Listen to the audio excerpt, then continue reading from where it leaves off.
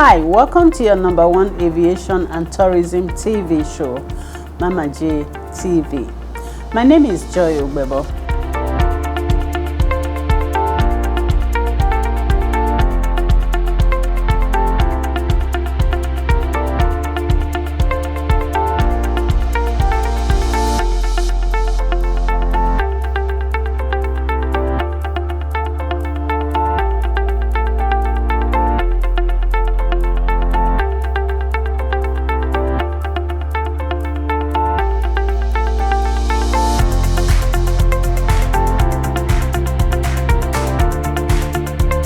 Just made a very, very salient point about communication. Right. Communication, just like you said, if I'm traveling to Abuja for a meeting for 11 o'clock, Right.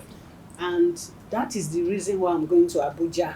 Right. So if I'm in the airport for like 8 a.m., if that flight is going to be delayed, I would expect that I am communicated to on time. And you can make and you can also make alternative arrangements, yes, right? Yes. So that I can make an informed decision. Correct. Yes. If I'm told that if this flight is going to be delayed till 12, I cannot make a decision to maybe defer my flight or Correct. maybe opt for Defer your another, meeting, right? Of course. instead of keeping me waiting, and I don't have any access to information until it's past my meeting time. So for me, what is the use of me traveling after the meeting time?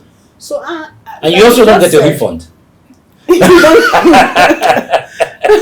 So as you just said, communication is very, very key. Right. It's very, very key. Not just communicating, but communicating in a timely manner. Correct. I worked in an airline where we're really trained on this communication that at every 20 minutes you need to keep passengers informed. This is the latest updates. Keep them informed. Don't just keep them waiting. So I think that is one area that you have listed that I think the airlines need to really. And when you do approach the airline employees, they act like they don't know. Doctor, I was in the industry. I can tell you that sometimes they actually don't have info. That is also another gap. Right. They don't have information. So I think airlines need to improve on their communication system. Correct. Because if, for example, the staff in Abuja does not have update from Lagos, they won't have any information to pass over to the passengers that are waiting on ground Abuja. Correct. So, and the person in Lagos sometimes does not even have information because they have to get the information from somebody ahead of them who is not even in operations. Right. Who is not on ground to see what is really happening. So sometimes these are the things that accumulative effect of this is what causes this gap in information between the passengers. Correct. Yes. And the staff. So like you have said, communication is one of the ways that they can really manage. Now you've also said something about customer service and training. Are the airlines training their staff enough? Well, I think if you look across, Because I you work in can't many give what you industries. don't have. Absolutely. But you see, in aviation, there's nothing you don't have. Aviation is a business driven by procedures. And procedures from the world's greatest airlines are available to the world's lesser airlines. And so it's not a problem of that we don't have the experience with which we can provide information and training to our employees. The information is there. You go and grab British Airways customer service manual for flight delays, for all of these things. That's what we do. Everybody makes photocopies of the best practices, and then you implement them in your organization. But I think the deeper problem is attitudinal. We don't think it's important. But if you just shift away from aviation, because I work in many industries, there is a general lack of training across the economy. Okay, the NCAA does some training and they should be doing even more training. The airlines don't prioritize training other than the legally mandated training, for example, pilot recurrency, where pilots have to go every a certain period of time to be retrained. But even with that, you see them going and asking for deferments from the civil aviator regulator. We need more time to do this. We even need more time to change parts that should be changed on a schedule because of the financial implication of doing those things. So we need a deeper commitment to the process of training. It is not a lack of information. The information is there. You can approach all of the bigger carriers. They'll sell you information. There are lots of consulting firms that have best practices from the world's leading airline. So it is not the lack of information, but just the lack of the attitude to understand that training, recurrent and continuous training is an important, critical success factor in the airline industry. Wow. So how do we address this issue, Doctor? Well, it starts with... Where do we start from? We start with the reform in the airline industry. We need more professionals running airlines. We need more creativity in the airline industry. Airlines are popping out of the pan like popcorn. You know, they're popping out every day. New airline, this airline, that airline. Recycling the same individuals. You know, you talk about yourself. You were in this industry in its heydays, the days that people were proud to be pilots, engineers. You know, you looked at a pilot in his uniform and he looked like a real gentleman. You looked at cabin crew and they were the most glamorous individuals, male or female. You looked in an airplane, it was as beautiful and as pristine and as nice as possible. We seem to have lost that period in aviation. And that's what I talk about, that we need to go back in this industry to the good old days. You know, education has been on a steady decline. Look, in the 30s, when we had those old Boeing, Stairmans and everything, the cabin crew were very elegant. They dressed properly. Their hair was perfect. Today, you see them in T-shirts and hair loose. You understand? No standards. Standards are gone. You know, you got to the airport, on the airplane, you were served a very nice assortment of meals. When I became managing director of 2 airlines, the first thing I took off the menu was meat pie. Okay, no meat pie. My principle as management was take the meat pie off the meal. We prepared a much better meal, okay, that was cheaper than meat pie. And, you know, it's funny. We don't seem to recognize this as airlines. People come for the food. A lot. When I was flying, that was when I knew. The times you don't have them on board, that is when you know how important they regard those little Absolutely, things on board. absolutely. You build confidence by the appearance of your staff from the gate to the aircraft. That's what builds confidence, because people don't go check the engine of your airplane to say this is a healthy aircraft. They look at a healthy business by the appearance of the personnel, starting with that very nasty check-in agent that doesn't smile, already giving you an attitude, and you already know you're in for a rough ride. Unfortunately, that's why I said aviation needs to go back and look at itself. So we need proper management. That management then transcends in the leader. You know, it's what the leader does that flows down the line of the organization. Yes. So if you have a leader that does not tolerate, like I do not tolerate 5-minute delays, as a policy, every flight was recorded and brought to my attention, and I do not tolerate 5-minute delays, which means if you know you're going to have a problem that will take you 15 minutes, solve it 15 minutes before the time, unless it is something that is absolutely and totally out of your control. And in the report, I will see that it was completely and totally out of your control. Not that the person that was doing the manifest didn't do it on time, luggage was not loaded on time, people were not checked in on time. I have a process for checking each of these steps. If we count backwards, so we count from 3 hours to departure, as opposed to departure to 3 hours, we would solve a lot of these problems, because they start with the time you check in the passengers, the time you load the luggage, the time you get catering on board, the time you close the door, the time you call for departure at the tower. These are the things that need to be solved. And we have proper operational personnel that know how to schedule and plan. In this industry, for Nigeria, I would say that our failure are just plain excuses. We can do a much better job. If we had 54 planes and we now have 3, we have to revisit our schedule. We can't attempt to operate on the same schedule. Somebody made a joke. I won't name the airline. One airline has 15 airplanes and the other has 3. The airline with 3 has more destinations than the airline with 15. We can already see the nature of the challenge. So we must address this, starting with management, schedule, attitude, and integrity. That's a whole lot. It's not a lot. These are basic customer-centric business principles.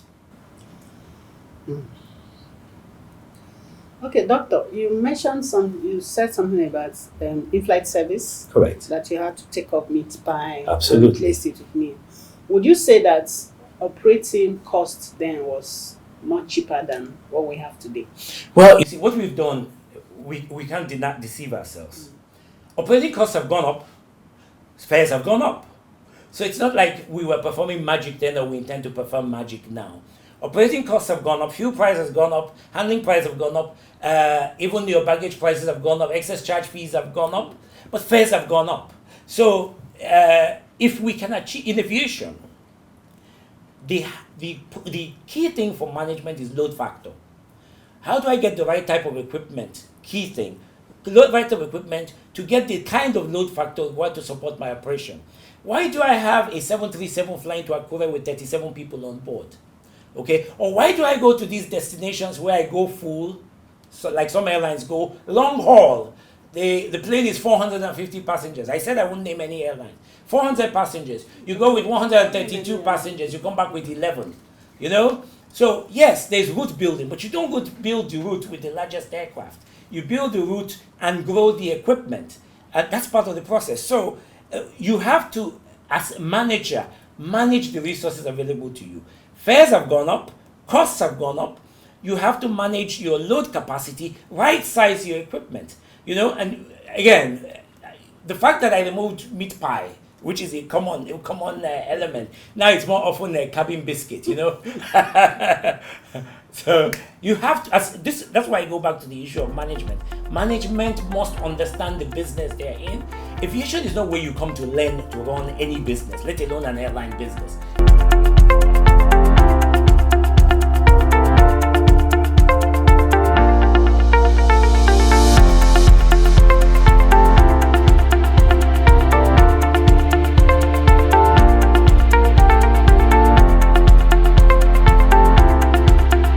Jet fuel burns. It's like putting your money into fire and burning it. You don't need to learn there. Learn somewhere else or learn on a different scale and then apply those principles. But again, you don't need to learn what others have done successfully. Just figure out, get the information and apply it. Get the personnel and apply it. Okay, doctor. Now we have looked at the situation from the airline's perspective. Let's look at it from the customer's perspective.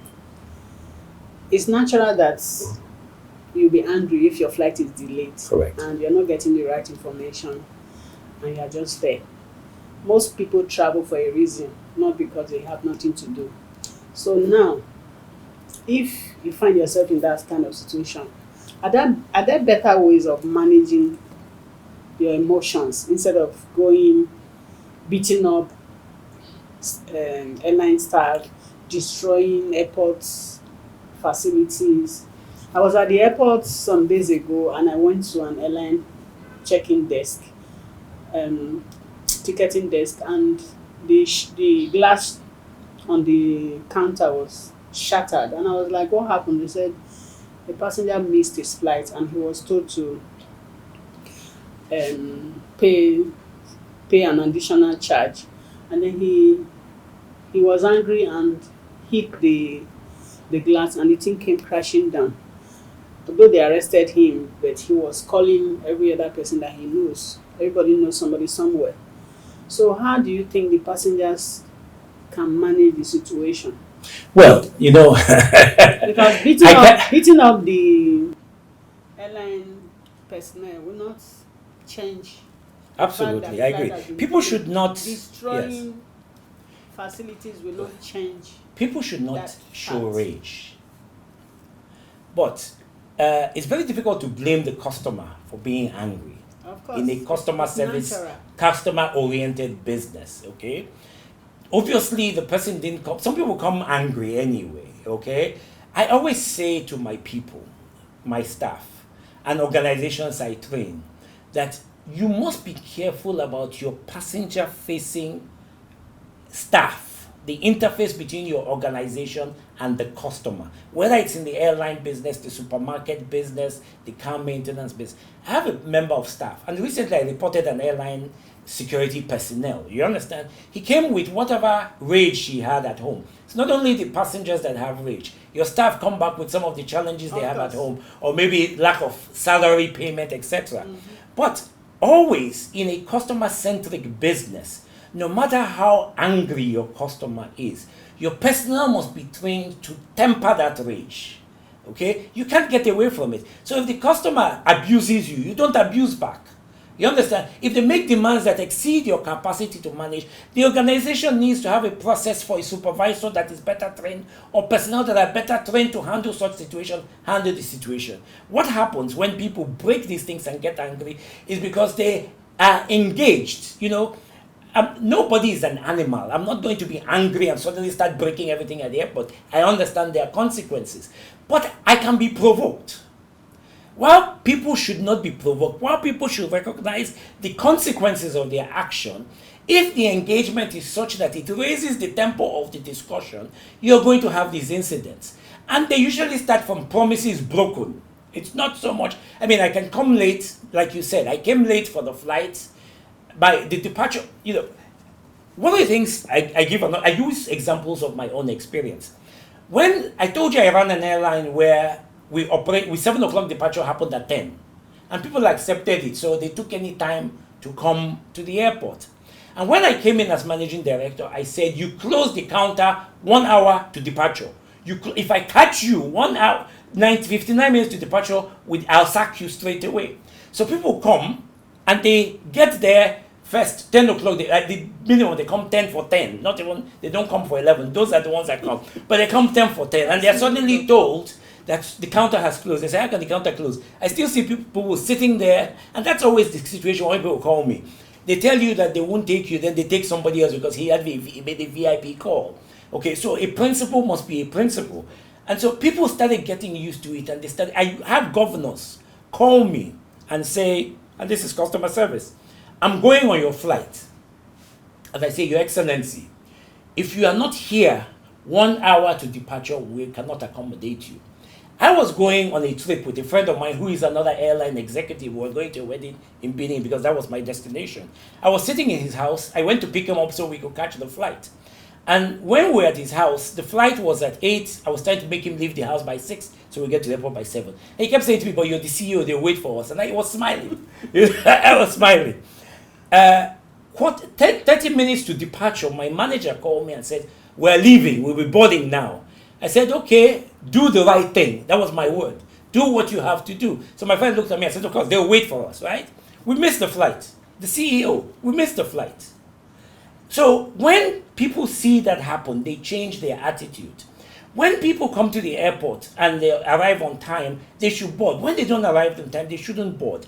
That principle must be consistent for the high to the low. But you must, most importantly, have the right type of people interfacing with the customer, particularly at the check-in desk, then next in the departure, then finally on board the aircraft. If the cabin crew is aggressive, you're going to get an aggressive response to that aggressiveness. Some people are cool enough to take it and know how to get their revenge. The biggest revenge for a consumer is to say, my money will not come to you ever. And that's the end of doing business with you. For another consumer, their revenge is, I'm going to teach you a lesson today, regardless of the consequence. That's far and few in between. It's not an everyday occurrence. But it is the responsibility of the airline, not the consumer, to keep the tempo low and ensure that they're either meeting the contractual obligation to that customer or being able to manage the situation. I quite agree with you, Doctor, on that principle, because I remember I worked for an airline. Once it's 30 minutes to we close check-in. Right. We used to leave up to 30, 40 passengers. Right. And we'll still be on ground. And people will be like, but the aircraft is on ground. Why are you not taking them? The policy was the policy. And it shaped their own belief. Yes. They had to adjust and Correct. got used to that fact that if we are flying with this airline, they close 30 minutes Correct. to. And that's why they choose you. They choose you because you're on time. A passenger called me and said, I'm on time. Departure is supposed to be at 7. It's 12. We haven't gone. And then they're making excuses. This is the last.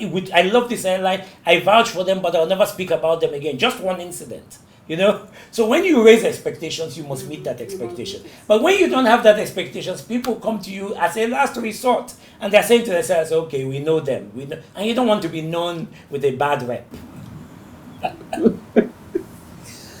Okay, doctor. Climb. We have. Remember, we talked about what causes delays. Right. There are some.